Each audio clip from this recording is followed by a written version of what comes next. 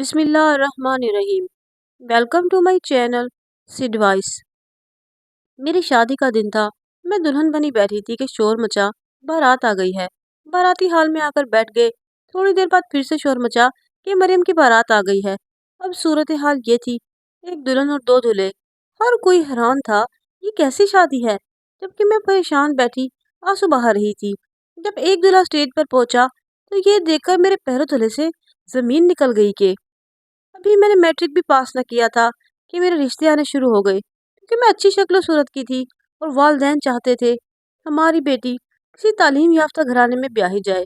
ان کی یہ بھی خواہش تھی کہ میں بی اے پاس کر لوں اور پھر شادی ہو جائے۔ رشتوں کی آمد کا سلسلہ چلتا رہا۔ والدین کا ایک ہی جواب تھا کہ ابھی تو ہماری بیٹی پڑھ رہی ہے۔ جن دنوں میں بی اے کے آخری سال میں تھی، ملی حسن کا رشتہ آیا۔ وہ آسٹریلیا میں تھے۔ رشتہ ان کی والدہ اور بہن لے کر آئی تھی۔ انہوں نے مجھے دیکھتے ہی پسند کر لیا۔ جاتے ہوئے امی سے کہا کہ ہم کو مریم کی تصویر دے دے، آسٹریلیا لڑکی کو بھجوانی ہے، اور پھر تاکہ وہ بھی ایک نظر اس کو دیکھ لے۔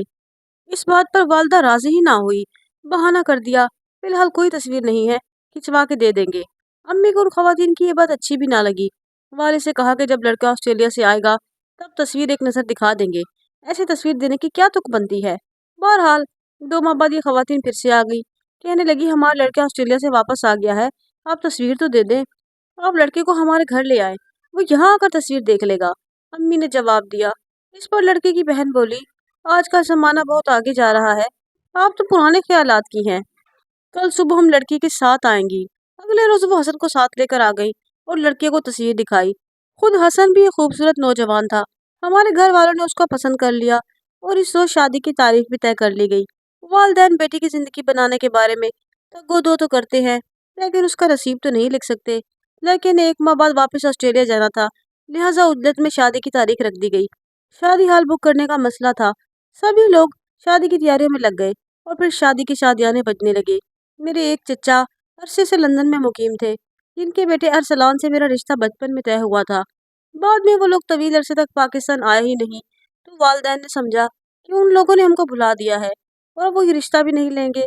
تاہم ابو نے پھوپھی کو درمیان میں ڈالا کہ وہ تو لندن آتی جاتی رہتی ہیں۔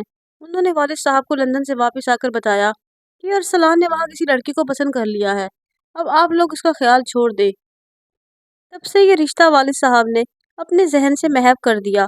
میری شادی سے 1 روز قبل ارسلان اور اس کے والدین اچانک لندن سے آ گئے۔ جب ان کو پتا چلا کہ مریم کی شادی ہو رہی ہے تو انہوں نے ہنگامہ شروع کر دیا۔ چچا جان ابو سے جھگڑنے لگے کہ تمہاری جرأت کیسے ہوئی مریم کا رشتہ کسی اور سے کرنے کی، جبکہ ہمارے والدین بچپن میں ان دونوں بچوں کا رشتہ طے کر کے گئے تھے۔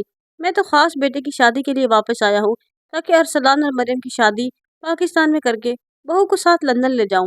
والد صاحب نے بتایا کہ میں نے سلمیٰ کو تمہارے پاس بھیجا تھا اور یہ معلوم کرنے کے لیے کہ اب کیا ارادہ ہے۔ اس نے واپس آ کر یہی جواب دیا کہ ارسلان نے لندن میں اپنے لیے کوئی لڑکی پسند کر لی ہے اور مریم سے رشتے کا ارادہ نہیں ہے۔ چچا اور چچی نے خوب واویلا مچایا کہ یہ تو ایک جھوٹ ہے، سلمیٰ نے تو کبھی ہم سے وہاں آ کر ایسا کوئی تذکرہ نہیں کیا۔ دراصل پھوپھی اپنے بیٹے کے لیے میرا رشتہ چاہتی تھی، جبکہ والدہ ان کو ناپسند کرتی تھی، اور تبھی انہوں نے جھوٹ بول کر چچا جان سے ہمارا تعلق ختم کروا دیا۔ بہرحال اس موڑ پر جب میری شادی کو 2 دن رہ گئے تھے، یہ لوگ آ کر پریشان کر رہے تھے۔ والد صاحب نے صاف کہہ دیا، بھئی آپ لوگ اتنے برسوں سے کیا سوئے ہوئے تھے جو ایک بار رشتے کے لیے رجوع نہیں کیا؟ اب جبکہ میری بیٹی کی شادی کے کارڈ بھی بڑھ گئے ہیں تو آپ چاہتے ہیں میں شادی ملتوی کر دوں؟ جگ ہنسائی ہوتی ہے تو ہو جائے، آپ کو اس بات کی پرواہ بھی نہیں، لوگ میرے بارے میں کیا رائے قائم کریں گے؟ چچا چچی بڑی مشکل سے مانے، مگر اصل معاملہ تو ارسلان کا تھا۔ جب اس نے مجھے دیکھا تو اس نے ماں باپ کو مجبور کیا کہ اس شادی کو رکوائے اور مریم سے ہی میری شادی کروائے۔ وہ مجھ پر ایک نظر دیکھ کر ہی مر مٹا تھا۔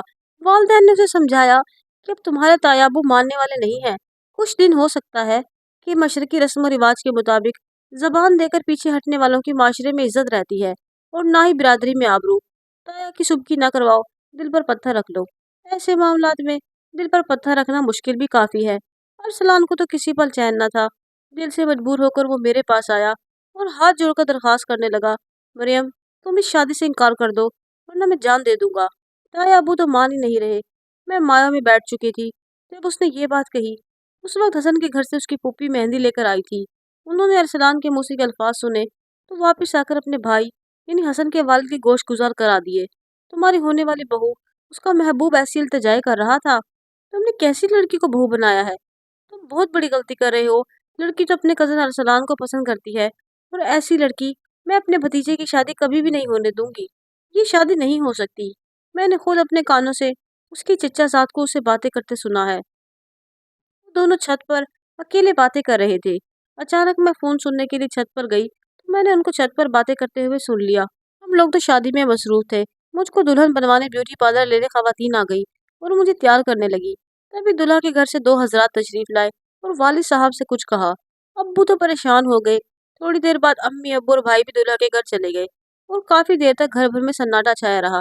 4 گھنٹے بعد یہ لوگ واپس آئے، مگر مجھے کسی نے کچھ نہ بتایا۔ البتہ ان کے چہرے اداسی میں ڈوبے تھے۔ تھوڑی دیر کے بعد دلہا کے ابا اپنی بہن کے ہمراہ تشریف لائے کہ بارات نہیں آ رہی کیونکہ آپ کی بیٹی کا زبردستی کا نکاح ہو رہا ہے، لہٰذا یہ شادی ناجائز ہوگی۔ لڑکی کی شادی وہاں کریں جہاں اس کی مرضی اور منشا ہے۔ والد صاحب منت سماعت کرنے لگے کہ یہ آپ کیسی باتیں کر رہے ہیں؟ ایسا ہرگز نہیں، آپ سے کسی نے غلط کہا ہے۔ ہماری لڑکی کا نکاح اس کی مرضی اور منشا سے ہی ہوگا۔ خدا را ایسی باتیں مت کریں۔ ہمارا گھر تو مہمانوں سے بھرا ہوا ہے، یہ ہماری عزت کا سوال ہے۔ دلہا کے گھر والے سنگ دل بہت تھے، نہ جانے کس طرح کے تھے، والد کی کسی بات کو ہی نہیں مان رہے تھے۔ میری ماں کے آنسو، والد کی التجائے اور بھائیوں کی سماجت کسی کام نہ آئی۔ ان لوگوں نے بارات لانے سے انکار کر دیا۔ والد نے دلہا سے بات کرنی چاہی، مگر اس کے گھر والے آڑے آ گئے اور حسن تک رسائی نہ ہو سکی۔ ادھر مہمان بارات کا انتظار کر رہے تھے۔ وقت تیزی سے گزرتا جا رہا تھا اور بارات ہی نہیں آ رہی تھی۔ جب مجھے خالہ نے صورتحال بتائی تو مجھے اپنا دل ڈوبتا ہوا محسوس ہوا۔ میں ارسلان کو بد دعائیں دینے لگی، جس نے میرے ماں باپ کی خوشی کو اجاڑ دیا تھا اور ان کو ایسی صورتحال سے دوچار کروایا۔ جی چاہتا تھا کہ حسن سامنے آئے تو اسے پوچھوں کہ میرا کیا قصور ہے؟ میں تو پاک دامن ہوں، کیوں مجھے سزا دی جا رہی ہے؟ اور یہی بھی جی چاہتا کہ سہاگ کے جوڑے کو آگ لگا دوں اور سرخ دوپٹے کو پھانسی کا پھندا بنا لوں۔ میں مجرم نہ تھی اور بالکل بے قصور تھی، پھر کیوں مجھے ٹھکرا دیا گیا؟ والد صاحب تو دل کے مریض تھے۔ ڈر تھا کہیں ان کو صدمے سے کچھ ہو نہ جائے۔ وہ مشکل سے ضبط کیے ہوئے تھے۔ ان کی تو عزت پر بن گئی تھی۔ لندن والے چچا چچی روٹ کر ہمارے گھر سے چلے گئے۔ ان کا بھی کچھ پتہ نہ تھا ہوٹل گئے ہیں یا کسی رشتہ دار کے گھر۔ جاتے ہوئے انہوں نے کہا کہ اب ہم اس شادی میں نہیں آئیں گے۔ وہ ہوتے تو ان سے میں سوال کرتی کہ میں آپ کی بیٹی ہوں، پھر مجھے کیوں سزا مل رہی ہے اور کس جرم کی سزا ملی ہے؟ ہم سب پریشان تھے۔ ہماری ایک پھوپھی سب سے کہہ رہی تھی، ارے ارسلان کو ڈھونڈو اور اب اسی سے نکاح پڑھوا دو، ورنہ ہم تو کسی کو منہ دکھانے کے قابل نہیں رہیں گے۔ جب میں نے یہ سنا تو میں نے اپنا سر پیٹ لیا۔ مجھ کو تو ارسلان سے سخت نفرت محسوس ہو رہی تھی، جس نے لندن سے آ کر اچانک میری زندگی اور والدین کی خوشیوں کو آگ لگا دی تھی۔ میں کیا اسے چاہتی؟ میرا ذہن تو اسی بات کو ہی قبول نہیں کر رہا تھا کوئی اس کا نام بھی میرے سامنے لے۔ میری خالہ اور خالو آپس میں صلاح مشورہ کر کے حسن کے گھر چلے گئے۔ حسن ان کو وہاں مل گیا۔ انہوں نے اسے سوال کیا کہ آپ عزت دار آدمی ہیں؟ الحمدللہ، اس نے جواب دیا۔ پھر کیوں آپ نے عین وقت پر شادی سے انکار کیا ہے؟ ہمارے گھر مہمان بیٹھے ہیں، بارات کا انتظار ہو رہا ہے، وہ نہیں آئی تو سوچی ہم پر کیسی قیامت ٹوٹی ہے۔ شادی سے انکار میں نے نہیں کیا، آپ کی لڑکی نے کیا ہے۔ اسی نے کہا ہے کہ مجھے حسن سے شادی منظور نہیں۔ یہ غلط ہے، آپ کو کسی نے غلط بتایا ہے۔ اچھا، وہ کہنے لگے، مجھے تو یہی کہا گیا ہے، تو اب اس کا کیا حل ہے؟ دلہن کو اسٹیج پر اکیلے ہی بٹھا دیا گیا ہے، آپ جلدی کچھ سوچ لیں۔ خالہ نے التجا کی۔ اس نے کہا کہ آپ میری مریم سے بات کروائیں، میں اقرار یا انکار اس کے منہ سے سننا چاہتا ہوں۔ اگر وہ کہہ دے کہ حسن میں آپ سے شادی کرنا چاہتی ہوں تو میں والد صاحب کو منا لوں گا اور ابھی بارات لے کر آ جاتا ہوں، اور اگر وہ کہہ دے کہ میں شادی آپ سے نہیں کسی اور سے کرنا چاہتی ہوں تو میں بیچ میں سے ہٹ جاؤں گا۔ خالہ اور خالو نے کہا کہ آپ فون کھلا رکھیں، ہم بھی آپ کی بات ابھی جا کر مریم سے کرواتے ہیں۔ کھانا لگا دیا گیا اور مہمان کھانا کھانے میں مشغول ہو گئے، کیونکہ اب تو شادی حال میں مدعو لوگ سنبھل ہی نہیں پا رہے تھے۔ وہ لوگ بارات کا انتظار کرتے کرتے تھک چکے تھے۔ مجھے سجا سورا کر اکیلے اسٹیج پر بٹھا دیا گیا۔ اتنے میں ہانپتے کانپتے خالہ اور خالو آ گئے اور سیدھے میرے پاس اسٹیج پہ آئے۔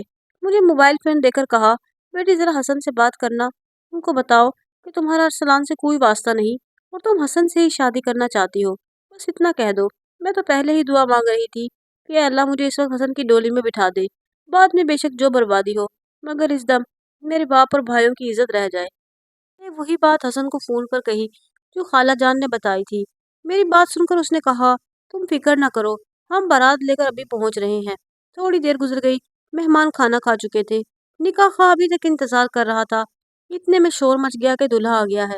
میں حیران تھی कि अभी तो मेरी अरसलान से बात हुई है, वो घर पर है और बारात कैसे आ गई।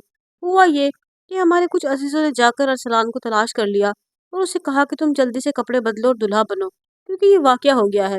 बारात लाने से हसन के घर वालों ने इनकार कर दिया है, जबकि निकाह खां इंतजार में है और दुल्हन अपने घर की बेटी है। इधर हसन की बारात भी आ पहुंची। अब सूरत हाल ये थी कि दुल्हन एक थी और दुल्हा दो थे। ये बड़ी अजीब सूरत हाल थी। मगर हसन की तरफ से अभी सिर्फ कुछ लोग आए थे, लेकिन हसन नहीं आया था। इन्हीं लोगों को देखकर सबने कहना शुरू कर दिया कि बारात आ गई है, जबकि हसन तो अपने घर में अपने माँ बाप को राजी कर रहा था। उसने सोचा कि मेरी तरफ से कुछ लोग भी चले जाएं तो यही काफी होगा।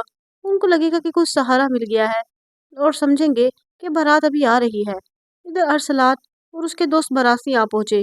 पहले एक ऐलान हुआ कि बारात आ गई है और फिर दूसरा ऐलान हुआ कि फिर से बारात आ गई है। सब हैरान हो गए कि एक दुल्हन है और दो बारातें।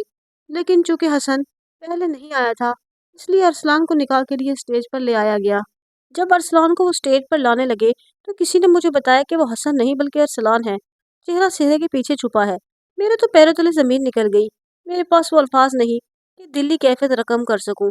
शादी का जोड़ा मैंने हसन का जेब तन का रखा था और जेवर भी उनके पहने हुए थी। अब निकाह के लिए अरसलान को ले आए थे। ये भी एक तमाशा था। तभी मैं फूट फूट के रोने लगी। मेरे धुआंधार रोने से अरसलान घबरा गया। उसने मुझसे सवाल किया, तुम किस वजह से रो रही हो। मैं तुमसे निकाह नहीं करना चाहती, मैं इस वजह से रो रही हूँ। खबरदार, अगर जबरदस्ती मुझसे निकाह करने की कोशिश की तो मैं अपने आप को बेइज्जत कर दूंगी। आप मेहरबानी करके यहाँ से वापस चले जाएं। वो घबरा कर स्टेज से उतर गया। मेहमान कुछ न कुछ समझ पा रहे थे कि ये क्या हो रहा है। खानदान के दो बुजुर्ग मेरे पास आए और मुझे समझाने लगे कि मरियम, तुम्हारे बाप की इज्जत अब तुम्हारे हाथ में है।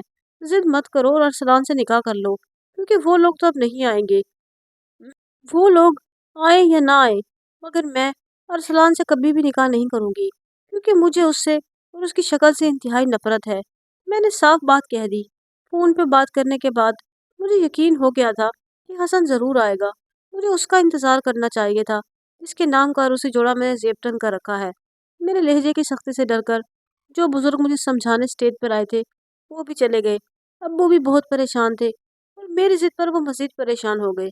वो भी चाहते थे कि मैं अरसलान से निकाह कर लूं, ताकि आज के दिन ही मेरी रुखसती हो जाए और हमारी इज्जत भी बच जाए। लेकिन मेरे इनकार करने पर उनका भी दिल दुखा और वो भी स्टेज से नीचे उतरकर बाहर चले गए।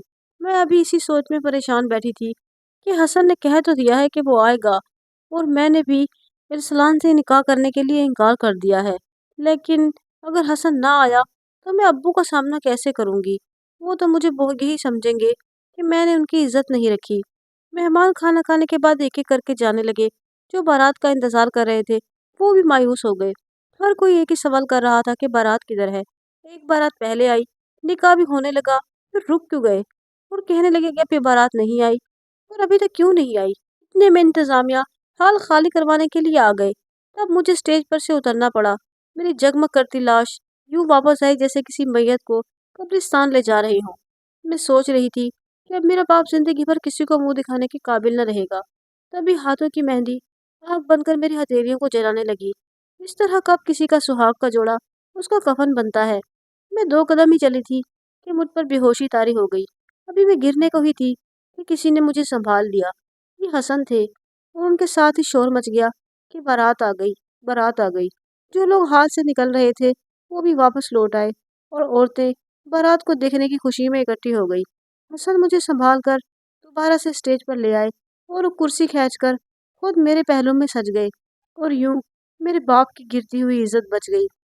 इसी वक्त कहीं से निकाह खां को पकड़ कर ले आए और फिर मेरा निकाह हसन से हो गया। मुझे याद नहीं आ रहा कि कब उन्होंने क्या कहा और मैंने किस तरह निकाह नामे पर दस्तखत किए। उसके बाद मेरे दुल्हा ने मुझे बाजू में भरकर गाड़ी में ला बिठाया। एक बार फिर हमारे घर में कुमकुमे जलने लगे और हर तरफ खुशी की लहर दौड़ गई। सुहाग रात जब हसन ने मेरा घूंघट उठाया और कहा कि अगर तुम मेरी दुल्हन ना बनती तो मैं बहुत बदनसीब होता। अल्लाह ने करम किया और मेरी आहों पर रहम किया। मेरा दुल्हा मुझे मिल गया। हसन ना मिलते तो मैं भी खाक में मिल जाती। सोचती हूँ कि कितने संगदिल होते हैं वो लोग जो ऐसे मौक़ों पर भी चुगलखोरी से बाज नहीं आते। बसते बसते घरों के दिए और गूंजती शहनाइयों के राग आग में डाल देते हैं। ऐ काश कि लोग ऐसे संगदिली से बाज आ जाए। हसन अगर हिम्मत से काम ना लेते तो मैं सोच भी नहीं सकती थी कि मेरा क्या बनता। इससे भी ज़्यादा میرے والد صاحب وہ کس کس کا منہ بند کرواتے اور کس کس کے سوالوں کے جواب دیتے۔ اے کاش ہمارے معاشرے میں بیٹیوں والے کاش اس قدر مجبور نہ ہو۔ اللہ تعالیٰ بیٹیاں تو دے تو ان کی عزت کی حفاظت بھی کرے، ورنہ بیٹیاں جو اللہ کی رحمت ہوتی ہیں ان کو بھی لوگ حقارت سے ہی دیکھیں گے۔ مجھے امید ہے کہ آپ کو میری کہانی ضرور پسند آئی ہوگی۔